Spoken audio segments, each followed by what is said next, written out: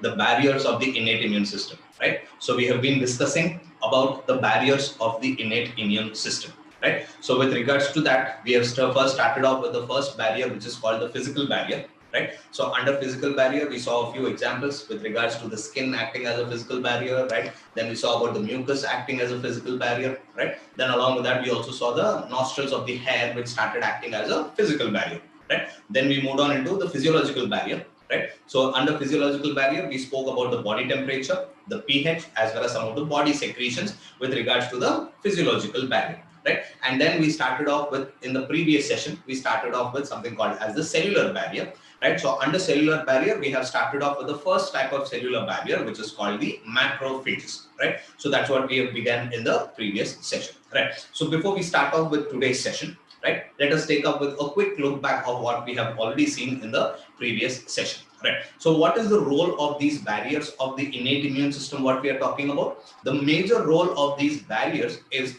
to prevent the entry of microorganisms into the body, right? So that is the major role of the barriers of the innate immune system, right? So major thing is to prevent the entry of microorganisms. Once the microorganisms, even though through much of the defense mechanism, if the microorganisms are still able to enter into the body, then what does these barriers do? Through their some of their physiological activities or through some of the cells which are present in this particular system, they would quickly bring about the destruction of that particular pathogen or microorganism or any foreign body that has entered into our system. That is the major role of these barriers, right? So I also told you that innate immune system constitutes the first as well as the second line of defenses, right? So these first and second line of defenses together, it would constitute the barriers what we are actually talking about, right? So in continuation with that, we took up with two barriers, right? The physical barrier and the physiological barrier, right? So in the previous session, we started off with the cellular barrier.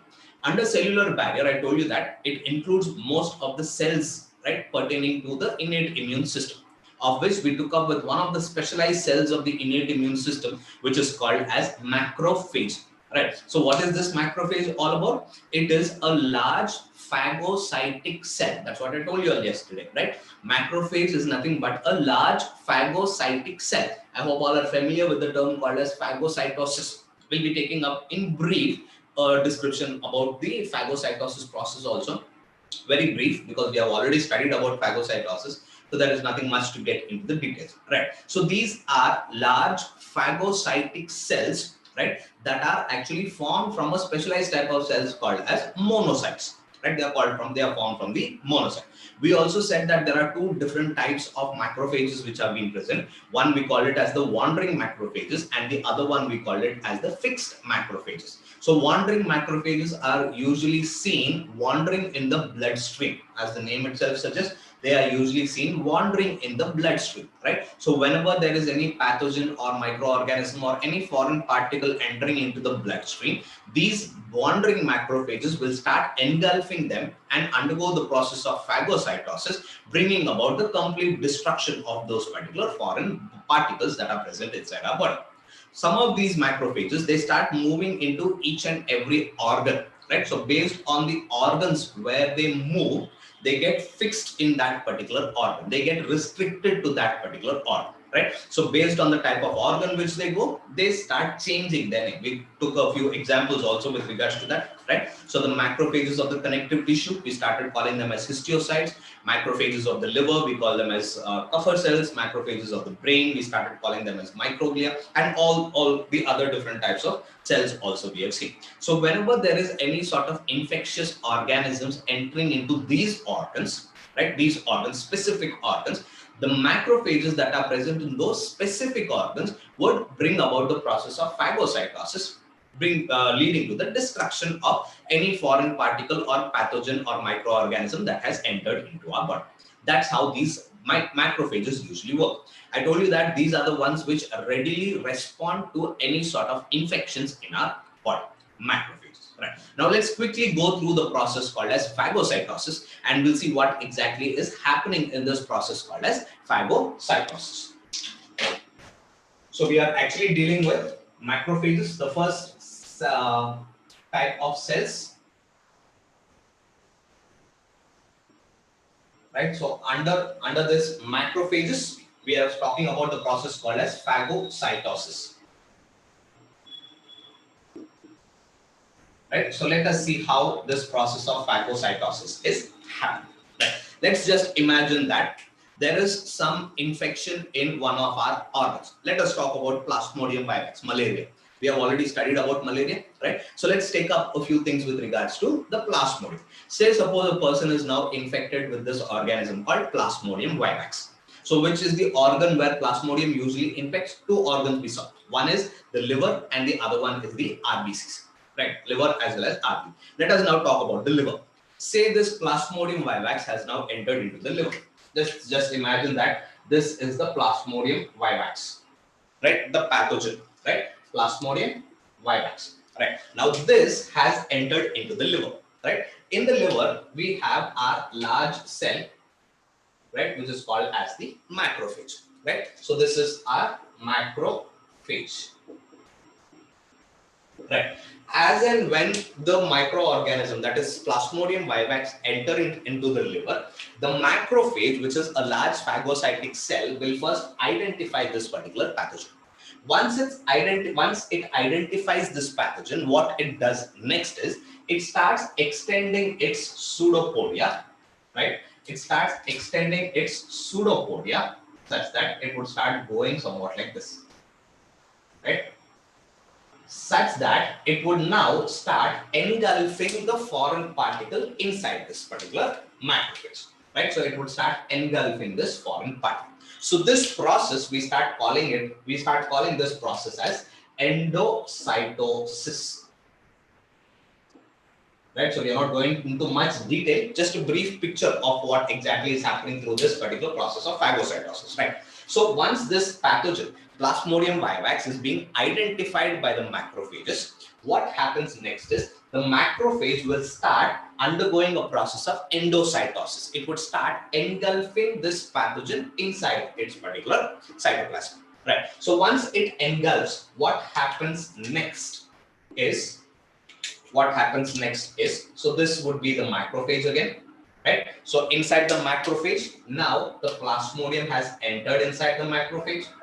So it is there inside the cytoplasm now, right? Now it starts forming a layer around itself, right? So this layer around with the Plasmodium or the pathogen, we start calling it as a phagosome.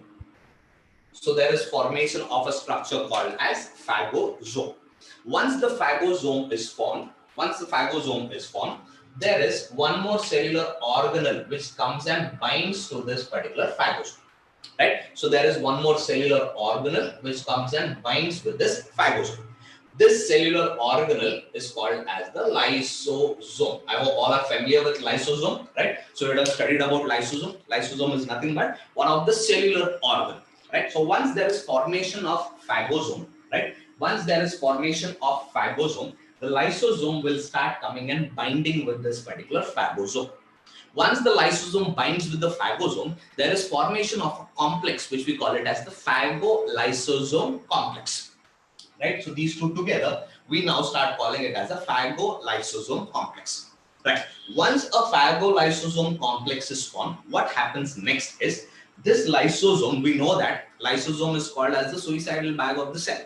Why it is called suicidal bag of the cell? Because it contains certain enzymes, what we call it as the hydrolytic enzymes present inside them.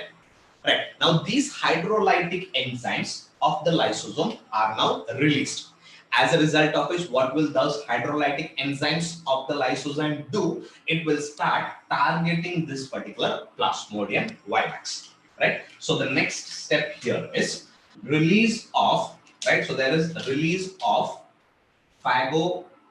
release of the hydrolytic enzyme from the lysosome. So this is the lysosome. The lysosome will start releasing its hydrolytic enzymes. Once the hydrolytic enzymes are released, whatever Plasmodium is there, that Plasmodium is broken into, or there is lysis of this pathogen happening. Right? So there is lysis of this pathogen happening. Once the pathogen is being lysed, what happens next? All of this pathogens, whatever is there, the lysed pathogen, is now sent out of the body. right? It is now sent out of this particular macrophages through a process called as exocytosis. Right? So through the process of exocytosis, whatever degraded pathogen is there, so those degraded pathogens are sent out of this particular macrophage through the process called as exocytosis. This is how whatever microorganisms or pathogens are there, they are said to be completely destroyed by the macrophages through the process called as phagocytosis. Right? So what do we mean by this phagocytosis? It is nothing but the process of engulfing the foreign particles such that once the foreign particles are being engulfed inside the macrophage due to the activity of this cellular organelle called as lysosome, right? So this lysosome will now start releasing its hydrolytic enzymes. Due to that hydrolytic enzymes, there is lysis of this pathogen happening. As a result of which, the lysed pathogen is now sent out of the macrophage through the process called as exocytosis. Entry of pathogen into the macrophages, endocytosis.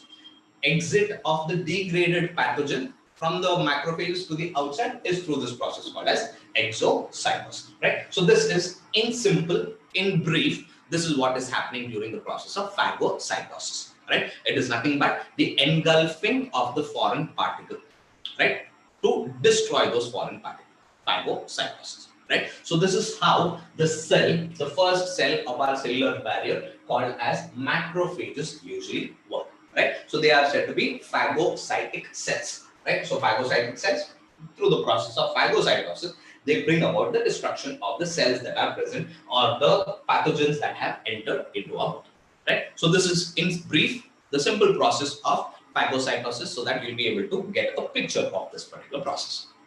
Clear? Right? So we have done with the first cell under the cellular barrier, which is called as macrophages. Right? Now let's get into the second type of cell.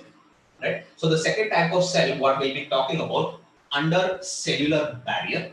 Right? Second type of cell, what we'll be taking up under the cellular barrier is a well-known cell. We have already spoken about this several times. Right? The second cell is called as the neutrophils. Right? So we have the neutrophils being the second type of cells under this particular category. Right. Now talking about neutrophils, right? So neutrophils are actually smaller cells compared to that of macrophages. Macrophages are large cells, whereas neutrophils are smaller cells, right? So these are small, and they are also said to be phagocytic cells. Right? So they are small phagocytic cells which is usually seen circulating in the blood circulation, or they are usually seen wandering in the blood circulation. So a few things we have already discussed about neutrophils in our previous chapters or in our previous year when we were talking about the blood circulation system. Right? When we spoke about the blood, the components of the blood, we have gone through complete details of this particular neutrophils. Right? So those neutrophils also fall under the category of the innate immune cells, the cells involved in the innate immune responses. Right? Now, these are small cells, phagocytic cells, right? And one more thing here, what you need to remember here is they are considered as the most abundant cells. Right? So they are considered as the most abundant cells of the WBCs.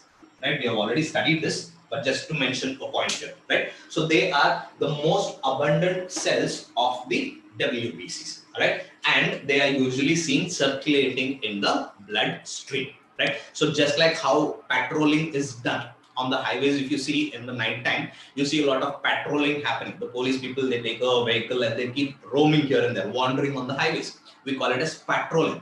Just like how the police people start undergoing the process of patrolling, in our body, we have the neutrophils doing the patrolling job. That's the reason why some of the scientists, they call neutrophils as the microscopic policemen of the body. Right? So they were actually termed as the microscopic policemen of the body.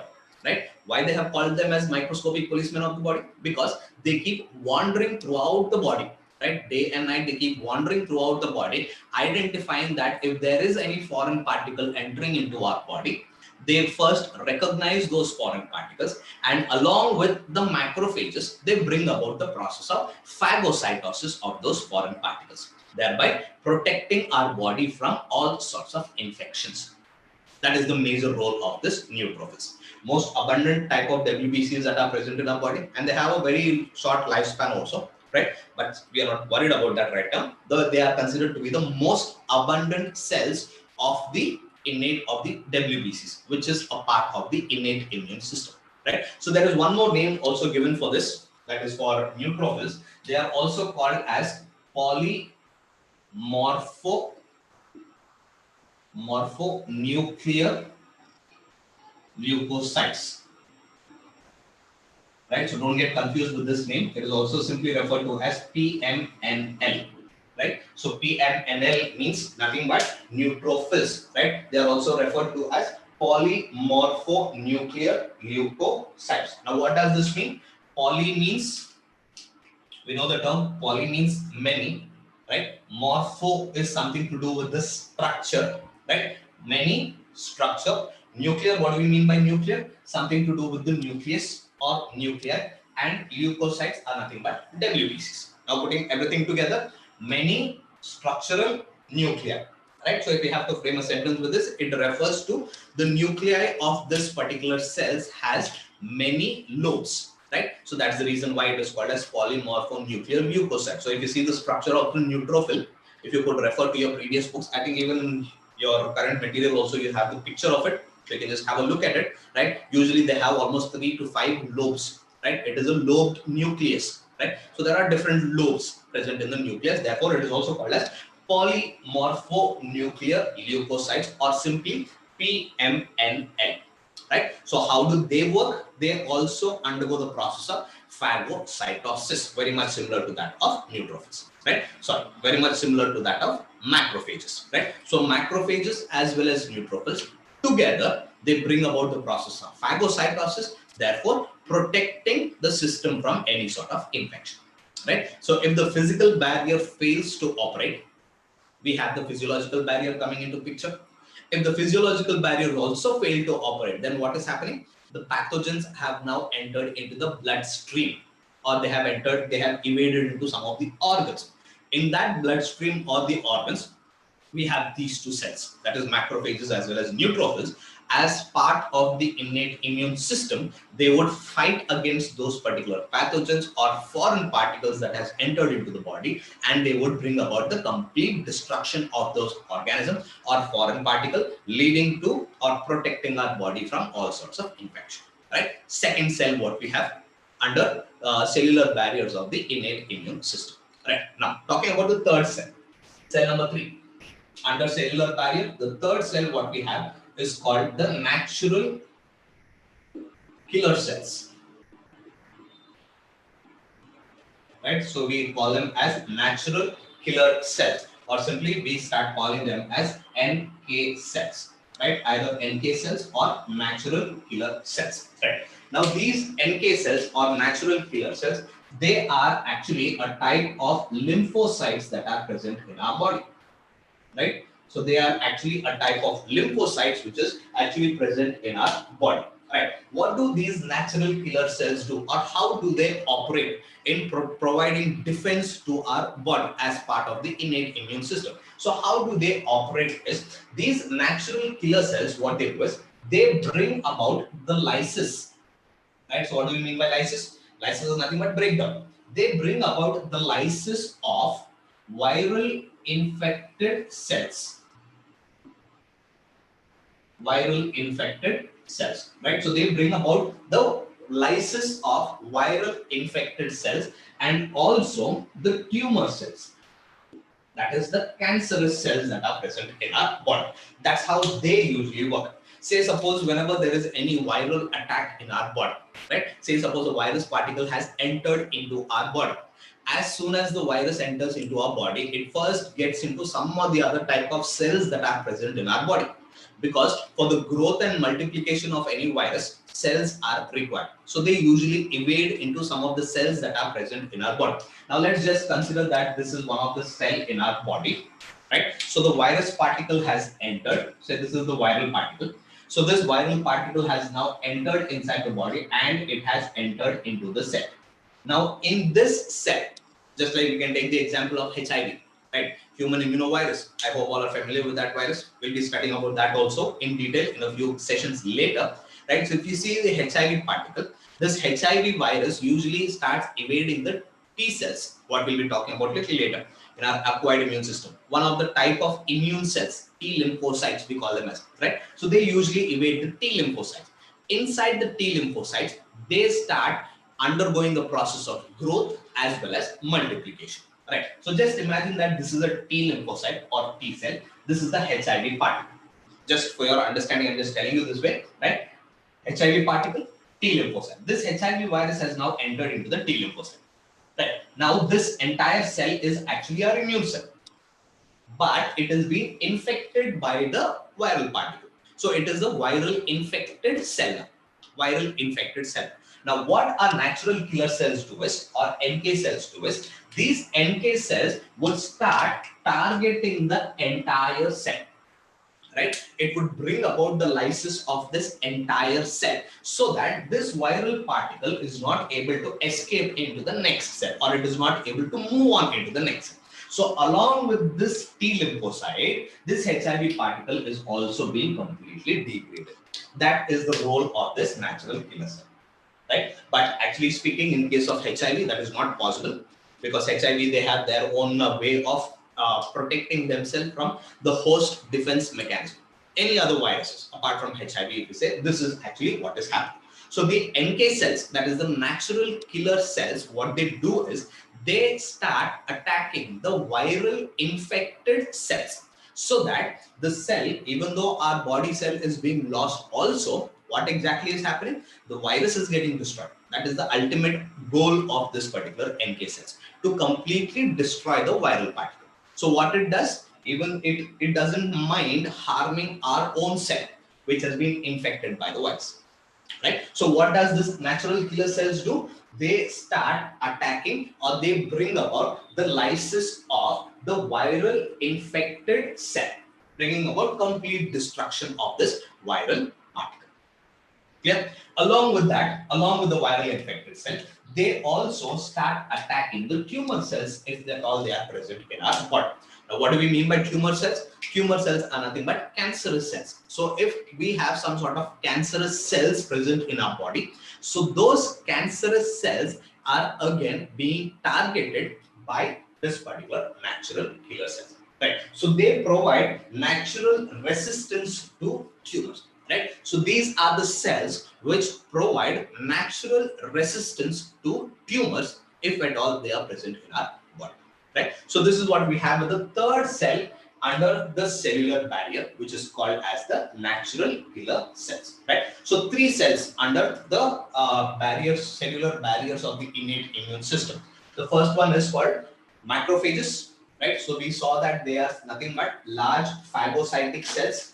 Right? Large phagocytic cells which are being formed from the monocyte, whose major function is to bring about the process of phagocytosis. So through phagocytosis, they bring about the lysis or the breakdown of any sort of pathogen or microorganism that has entered into our body. Second type of cell what we saw is this neutrophils, right? So neutrophils are small cells, and these are also said to be phagocytic cells, right? And they are the ones which are seen circulating throughout our body or circulating throughout the bloodstream. Right? So their major role is to again identify any sort of pathogen entering into the bloodstream, right? And bring about the process of phagocytosis along with the wandering macrophages that are present. If at all these pathogens enter into any of our specific organs present in our body, there the fixed macrophages will start taking care of those particular pathogens. Right? They undergo the process of phagocytosis and bring about the destruction of those particular microorganisms in that specific organs. The third cell what we saw is, we also called it as the polymorphonuclear leukocyte because of its structure, because of the morphology of the nuclei, that is a nucleus that is actually present in these particular cells. The next one what we saw is the natural killer cells. The third type of cells under the cellular barrier is this natural killer cells. And these natural killer cells, they are a form of lymphocytes, right?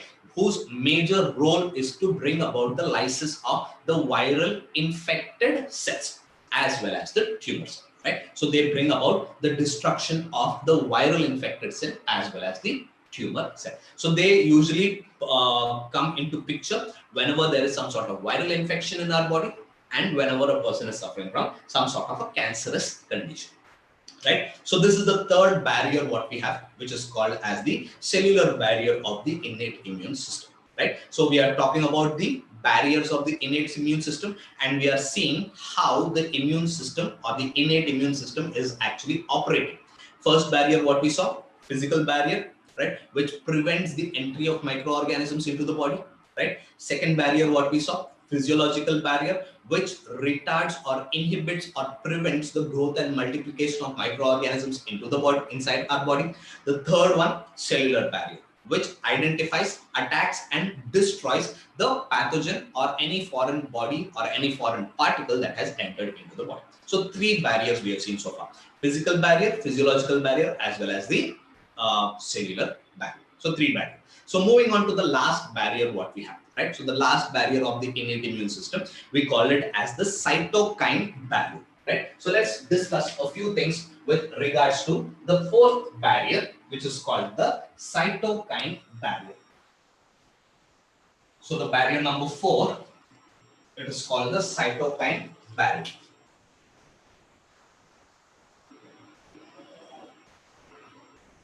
Cytokine barrier. Now, what do we mean by this term called as cytokine? Right? So what do we mean by cytokine? Cytokine is nothing but a protein substance, right, which is usually secreted by our cells that are present in our body, right? So cytokines are nothing but protein substances, right? So these are protein substances, right? Cytokines are nothing but proteins. Now, what is the role of these proteins, right? So cytokines are nothing but proteins, I told you, which are being secreted by some of the cells in our body. Sometimes they are being secreted by our immune cells, right? Sometimes they are being secreted by other cells that are present in our body also. Some of the infected cells in our body also, sometimes they start secreting these protein compounds, right? So these proteins which are secreted by our cells, we start calling them as cytokines. And again, not all proteins, right? We have some sort of classification in that. We'll see that, right? Different types of cytokines are there. Two major types of cytokines. We'll see what are those two, right? Now, what is the role of this protein, or what is the role of this cytokine? Cytokines are majorly responsible for, or they mediate interactions, right? So they mediate interactions between the immune cells, right? So these proteins, right, these proteins or cytokines, what they do is they start mediating the interactions, right? So they mediate interactions between the immune cells that are present in our body. In simple, what we can say, cytokines are nothing but certain signaling molecules, we can say, right? So they pass on the signals from one immune cell to the other immune cell, right? It is nothing but communication between the two immune cells that are present in our body. So we have different types of immune cells that are present in our body, right? Say some of the immune cells are present in the head region, some of the immune cells are present in the legs also, in the limbs, lower limbs also. So if there should be some sort of communication between the immune cells present in the head and in the lower limbs, how is that communication happening? It is by the release of this particular proteins called as cytokines, right? So these cytokines play a very, very important role whenever there is some sort of infections in our body, right? Only whenever there is some sort of infections in our body, these cytokines, they play a very important role. They start sending signals to the other immune cells that are present in our body. That's the reason why we said they are protein substances whose major role is to mediate the interactions between the immune cells. Right. So in continuation with this, we have basically two types of cytokinins that have been present. Right? Two types of cytokines. So let us see what are those two different types of cytokines. The first type of cytokines, what we will be studying, right? The first type of cytokines is called as interleukins. Right? So the first type of cytokines is called interleukins. In simple, we can refer to it as IN, capital I, capital N, interleukins. Right? So this is the first type of cytokine what we will be studying, interleukins. Right. Now, what are these interleukins all about? Right. So, which cells secrete these interleukins? Right. I told you that some of our body cells only secrete these cytokines. One such cytokine is this interleukin. Right. Now, what is this interleukins all about? Interleukins are the ones which are secreted by, right? So, interleukins are secreted by the immune cells. Right. So, we can put it this way: they are secreted. They are secreted by the immune cells present in our body. Right? Mostly which type of immune cells? Mostly it is the leukocytes. Right? The WBCs. Right? So this sort of cytokine, that is interleukins, they are majorly secreted by the leukocytes that are present in our body. That is the WBCs. Right? When is this particular interleukins being secreted? Whenever there is some sort of microorganisms or any foreign particle entering into our body. Just now we spoke about one of the cellular barrier called neutrophils. Right, neutrophils. I told you that neutrophils are wandering in the blood circulation. Right, they are actually wandering in the blood circulation. Whenever there is any sort of pathogen entering into the body, say suppose this is a microorganism that has entered into the bloodstream, right? And here we have the neutrophil that is being present, right? So this is a neutrophil, which is nothing but a leukocyte, right? As and when the neutrophil identifies this pathogen, right? As and when the neutrophil identifies this pathogen, what does the neutrophil do now? It starts releasing certain cytokine molecules which are called as interleukins, right? So it starts releasing these interleukins, right? So all these are the interleukins which are released by the neutrophils.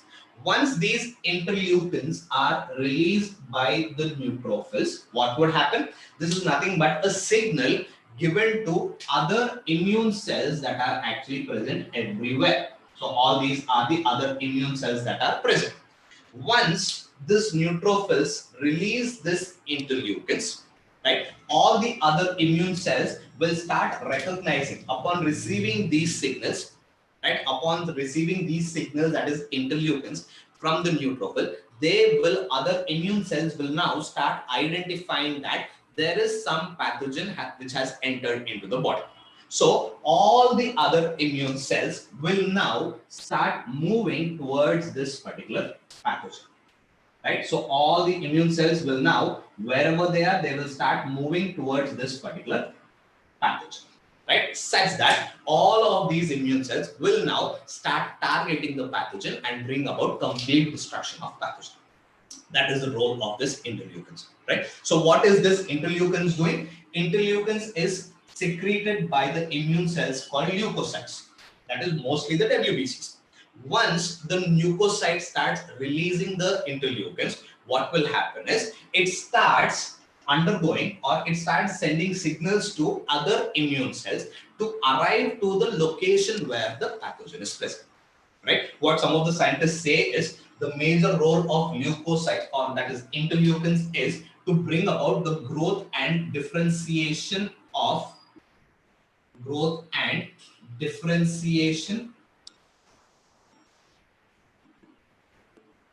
the immune cells. Right? So they bring about the growth and differentiation of the immune cells. So what does this mean now? Upon receiving these signals, that is interleukins, whatever other immune cells are there, those immune cells will now start undergoing the process of multiplication. They would undergo the process of differentiation, and then they would arrive to the point where the pathogen is being present. Right? Thereby, all of the other immune cells together will now bring about the complete destruction of this pathogen that has entered inside our body. That's how the interleukins usually work. Right? So interleukins, the first type of cytokine, they are nothing but protein molecules which are being secreted by the leukocytes, mostly by the leukocytes. Major role is they are responsible for growth and differentiation of the immune cell. Right? So they send the signals to other immune cells so that the other immune cells will now undergo the process of growth. They would now undergo the process of differentiation, And once growth and differentiation is seen, they would arrive to the location where the pathogen is being present, and all the immune cells will now bring about the complete destruction of these microorganisms inside our body. Right? So that is what we have in interleukins. Right? So there are different types of interleukins which are being secreted by different types of immune cells that are present in our body. Right? So we have different types of immune cells present in our body.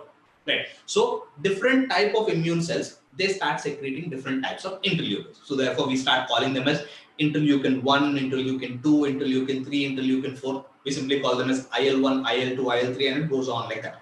Right? Based on which type of immune cell has released this particular protein molecule, which is called as the interleukin or cytokine.